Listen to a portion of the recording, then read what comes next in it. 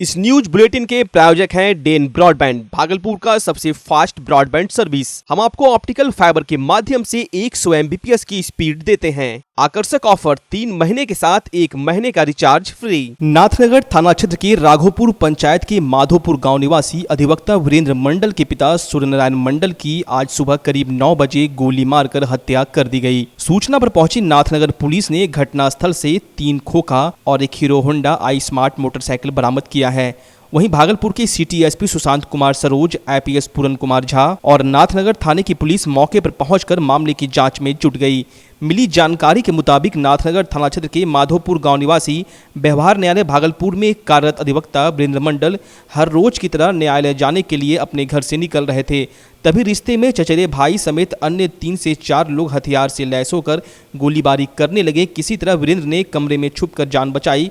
वहीं गोलियों की आवाज सुन पहुंचे वीरेंद्र के पिता को 3 गोली मारी गई। गोली मार वकील के चचेरे भाई मोटरसाइकिल से भागने लगे, तभी नाली में गाड़ी घुस गई और सभी गाड़ी छोड़कर फरार हो गए।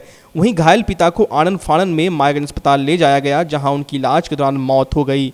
मामले पर वकील वीरेंद्र कुमार ने बताया कि बीते कुछ दिन पूर्व उनके चचेरे भाई से वहीं के धर्मेंद्र डोम से कुछ विवाद हो गया था, जिसको लेकर व्यवहार न्यायालय में SC/ST एक्ट के तहत मुकदमा चल रहा था। उसी में अपने चचेरे भाई की ओर से वकील वीरेंद्र ही था। तभी वीरेंद्र के चचेरे भाई ने जबरन उक्त केस की सूचक की पत्नी को गवाह गुजरवाया। तभी सूचक की पत्नी वीरेंद्र के पास आई और कहा कि मुझे जबरन गवाह गुजरवाया गया है, जिसके बाद वकील वीरेंद्र ने उसे न्यायालय या थाना में जाकर शिकायत करने को कहा। उसी बात से बौखलाए वकील के चचेरे भाई ने वकील के घर घुसकर आज गोलियां बरसानी शुरू कर दी। उक्त मामले में वकील वीरेंद्र के द्वारा थाने में दिए गए आवेदन में 9 नामजद लोगों के खिलाफ मामला दर्ज कराया गया है।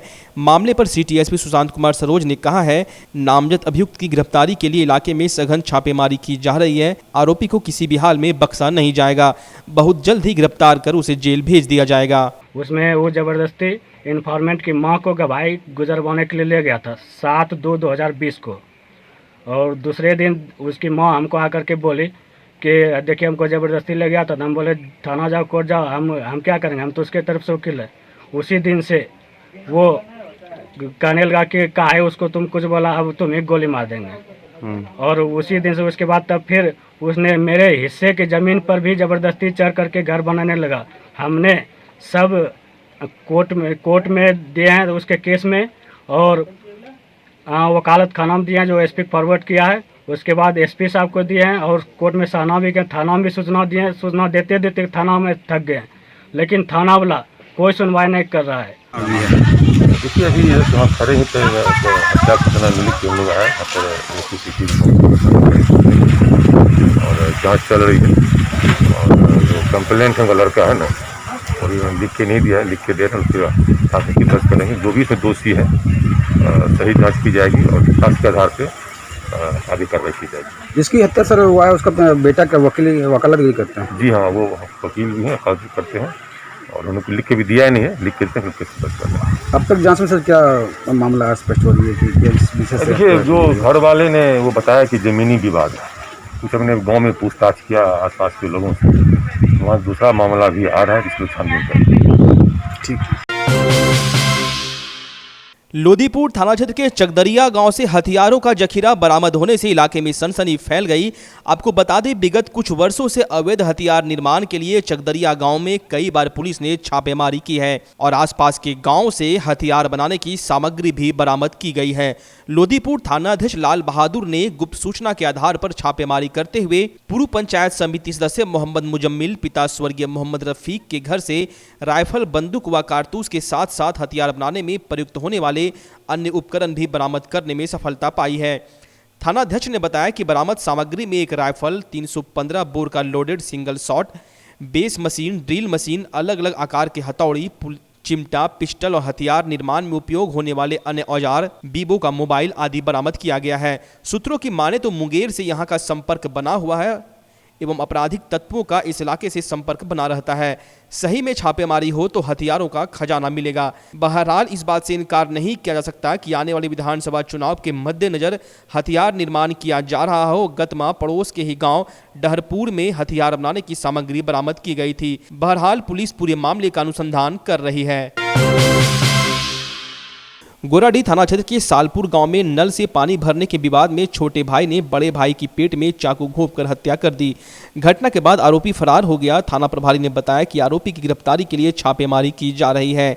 जानकारी के अनुसार 7 निश्चय योजना के तहत मृतक 35 वर्षीय मोहम्मद सोईम के घर के पास नल की टोटी लगाई गई थी, जिससे दोनों भाई पानी भरते हैं। बगल का एक गोतिया घर बना रहा था, वह भी इसी नल से पाइप जोड़कर पानी ले जा रहा था। उसे छोटे भाई मोहम्मद आजम ने सहमति दी थी। इसी बीच बड़े भाई की पत्नी पानी भरने पहुंची और पाइप हटाकर पानी भरने लगी। यह देख छोटा भाई अपनी भाभी से कहने लगा कि मैंने उसे पानी भरने को कहा था तो पाइप क्यों खोल दिया।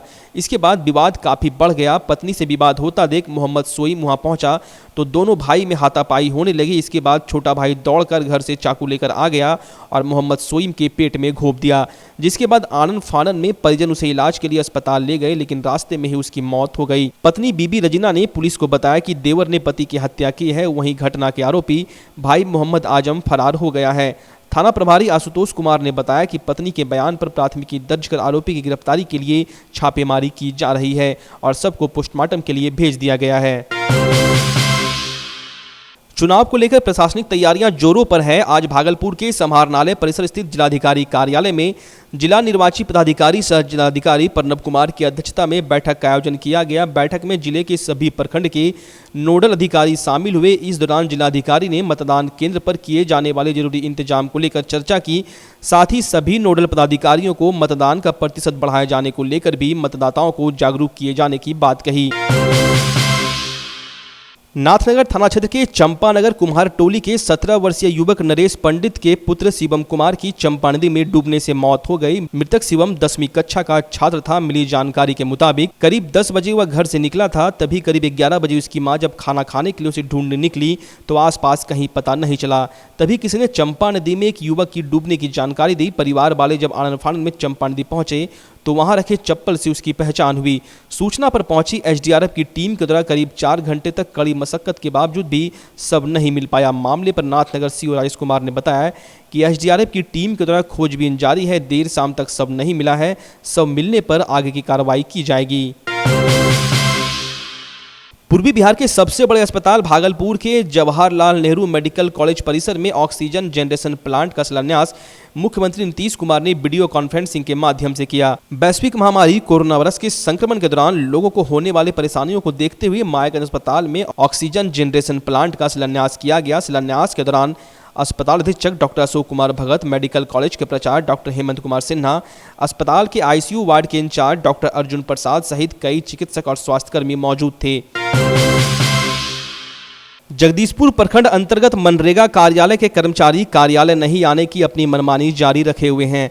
आपको बता दें, मनरेगा ऑफिस में प्रोग्राम पदाधिकारी एवं अन्य कर्मचारी उपस्थित नहीं रहने से किसानों एवं मजदूरों का कार्य बाधित होता है, जिस कारण गत दिनों मजदूरों ने यहां शिकायत भी की थी। डेन न्यूज ने अपनी जिम्मेदारी समझते हुए कार्यालय बंदी की खबर भी चलाई। समाचार चलाए जाने से कार्यालय तो खुला, लेकिन कुर्सी पर बैठने के लिए यहाँ के स्टाफ उपलब्ध नहीं हुए। खाना पूर्ति के नाम पर वीआईटी मनोहर राम को बैठा दिया गया है, जिसका काम फील्ड वर्क का है, लेकिन खाना पूर्ति के नाम पर ऑफिस में बैठे हुए थे। अन्य कर्मचारियों के बारे में पूछने पर वह संतोषजनक जवाब नहीं दे पाए। क्या नाम है आपका? मनोहर राम। आपका क्या काम है? काम मेरा फील्ड वर्क का है। किस पोस्ट पे है? DFT post. अभी ऑफिस में क्या कर रहे हैं? ऑफिस में सर के द्वारा बोला कि जिला हो रहा है तो आप ऑफिस में रहिए जब तक वहाँ से काम क्लियर ना होता। कितना दिन से रह रहे हैं ऑफिस में? हो गया ना 8 दिन से ऊपर हो गया। स्टाफ कौन कौन है ऑफिस में? स्टाफ यहाँ सिर्फ ऑफिस है ना जी। स्टाफ में 3 आदमी है। कौन कौन? अकाउंटेंट साहब है, पीओ साहब है, ऑपरेटर साहब। क्या अभी मौजूद हैं क्या? अभी तो नहीं है। मनरेगा कार्यालय के अकाउंटेंट एवं प्रोग्राम पदाधिकारी एवं अन्य कर्मचारी कार्यालय से नदारद रहे। जिले के वरीय अधिकारी जगदीशपुर मनरेगा कार्यालय की उदासीनता को कब तोड़ पाते हैं, यह देखने वाली बात होगी।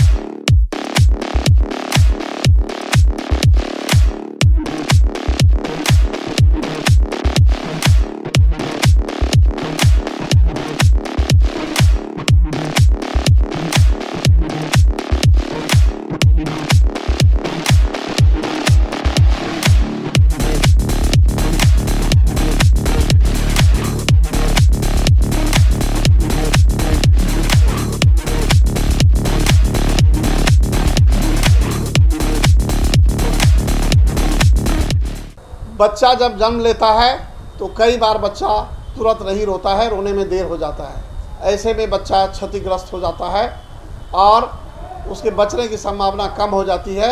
और यदि बचा तो भविष्य में उसमें विकलांगता की समस्या आती है, जिसे सीपी कहते हैं, जिसका कोई माकूल इलाज नहीं है और ज़िंदगी भर बच्चा विकलांगता से जूझ सकता है। ऐसे में पूरे संसार में कूलिंग थेरेपी का सहारा लिया जाता है।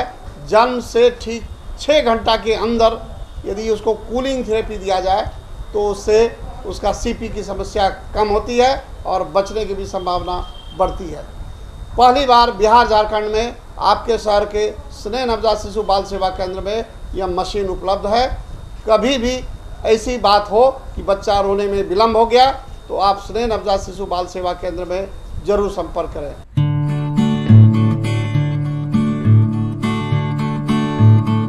आज से भागलपुर जिले के विभिन्न कॉलेजों के सेंटरों पर बीएड की परीक्षा प्रारंभ हो गई। इस दौरान सभी शैक्षणिक संस्थानों में वैश्विक महामारी कोरोना वायरस के संक्रमण से बचाव को लेकर जिला प्रशासन के द्वारा जारी गाइडलाइन को ध्यान में रखते हुए जरूरी इंतजाम देखने को मिला। सेंटरों पर बिना मास्क के प्रवेश निषेध था। साथ ही सभी विद्यार्थियों को थर्मल स्कैनिंग से जांच कर सैनिटाइज कराकर सेंटर के अंदर प्रवेश कराया जा रहा था। सबसे बड़ी बात थी कि एक बेंच पर एक ही परीक्षार्थी बैठकर परीक्षा दे सकते थे। हम आपको बता दें, बीएड एग्जाम को लेकर एडीएम राजेश राजा की अध्यक्षता में बैठक आयोजित की गई, जिसमें सभी केंद्र के केंद्राध्यक्ष को सरकार और जिला प्रशासन के द्वारा कोरोना के संक्रमण से बचाव को लेकर जारी गाइडलाइन को कड़ाई से पालन कराए जाने की बात कही गई थी। भागलपुर के विधायक अजीत शर्मा के द्वारा मुख्यमंत्री क्षेत्रीय विकास योजना अंतर्गत विधायक निधि से भागलपुर नगर निगम के वार्ड संख्या 45 में बनने वाले सड़क और नाले का शिलान्यास किया गया। इस दौरान मोहल्ले वासियों ने विधायक को पुष्पगुच्छ देकर उनका स्वागत किया और विधायक निधि से निर्मित योजना के निर्माण को लेकर विधायक का आभार प्रकट किया। मौके पर भागलपुर महानगर कांग्रेस अध्यक्ष संजय कुमार सिन्हा, वार्ड पार्षद सदानंद मोदी, विजय झा गांधी, रविंद्रनाथ यादव, आशुतोष कुमार राय सहित सैकड़ों लोग मौजूद थे। ये सड़क नाले का शिलान्यास का कार्यक्रम था। चूँकि यहाँ के जो पार्षद हैं आदरणीय सदानंद बाबू जी, ये सदानंद जी हमारे पास गए कि रोड की स्थिति बहुत ख़राब है। मैं तो बोला पहले क्यों नहीं आप यहाँ आए, मैं तो योजना हर दिन काम कर रहा हूँ। ये गए, मैं उसी दिन योजना सेंक्शन किया और ये काम शुरू हो गया है। मैं आज से शुरू होगा, मैं शिलान्यास करने आया था और मैं पूरे सिकंदरपुर साथ में मिर्जान दक्षिण क्षेत्र को सबको मैं सम्मान देता हूँ। कोरोना काल में जान जोखिम में डालकर समाज को बचाने वाले डॉक्टर, पुलिसकर्मी, स्वास्थ्यकर्मी और मीडिया कर्मी सहित सभी कोरोना वॉरियर्स को अंतर्राष्ट्रीय मानवाधिकार एवं अपराध नियंत्रण संगठन भागलपुर शाखा के द्वारा सम्मानित किया गया। एएसपी पूरन झा ने ऐसे कोरोना वॉरियर्स को प्रशस्ति पत्र देकर सम्मानित किया और उनके उज्जवल भविष्य की कामना करते हुए वर्तमान समय में भी कोरोना के बढ़ते संक्रमण को देखते हुए लोगों से जिला प्रशासन और राज्य सरकार के द्वारा जारी गाइडलाइन को मानने की अपील की।